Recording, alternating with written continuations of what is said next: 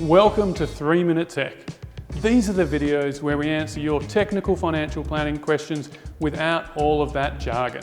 Shot on location at our beautiful new offices, Level 37 QV1. In today's episode, we'll be talking about superannuation and what happens to your super when you pass away. Yes, it might be a little morbid, but outside of your family home, superannuation is generally your biggest financial asset, so it's something that's really important and you need to understand. So who actually inherits your superannuation when you pass away? Well, the really common misconception is your super is dealt with by your will. This doesn't automatically happen. Your superannuation is actually dictated by superannuation beneficiary nominations. So what are these beneficiary nominations? They are simply elections you make as to who and in what proportions your super will be received. Now, importantly, you can nominate your will, which is the technical name, legal personal representative. But you have to have these nominations in place to do so. You can also nominate other people, such as a spouse or your children. Now, when making these elections or superannuation beneficiary nominations, they can be binding or non-binding, and we'll discuss both in a moment. So let's start with a non-binding nomination. Well, as the name suggests, it is non-binding on the provider or the trustee to follow. You're simply making a nomination as to who you would like to receive your super benefit. But the provider or the trustee has ultimate discretion as to who eventually gets it. Why would you use such a nomination, you might ask? Well, you might put something in place like this, where you believe your circumstances could change, and you want to have the flexibility to be able to respond to those changes. So what about a binding nomination? Well, binding provides no discretion and no flexibility, like the name binding suggests. It's effectively a legal contract and needs to be documented and executed as such. Typically, it requires 2 witnesses when you're completing this binding nomination, and neither of those witnesses can actually be one of the nominated beneficiaries. Now, you put this in place when you want some certainty to your circumstances. It provides no discretion and no flexibility to the product provider. Now, when putting in place a binding nomination, this can typically be done as lapsing or non-lapsing, and we'll discuss this next.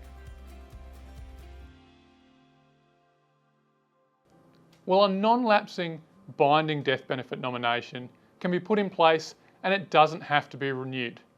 This means it continues for as long as you want it to, unless you eventually revoke it. The counter to that is a lapsing binding death benefit nomination. A lapsing binding death benefit nomination needs to be renewed every 3 years. If you don't renew it, then what happens? Well, it effectively becomes a non-binding nomination. And as you might recall, as we discussed earlier, non-binding means it's up to the provider or the trustee, and they have the flexibility to decide.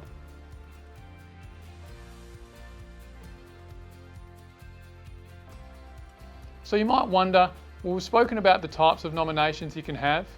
Well, where can you find what nominations you have?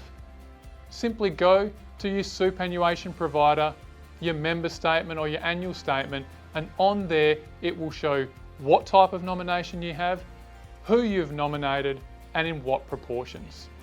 This is really important to get right, because superannuation is a really large asset base for a lot of Australians. And on top of that, for younger Australians who might have their insurance inside of their super, it can become a whole lot bigger if something terrible was to happen.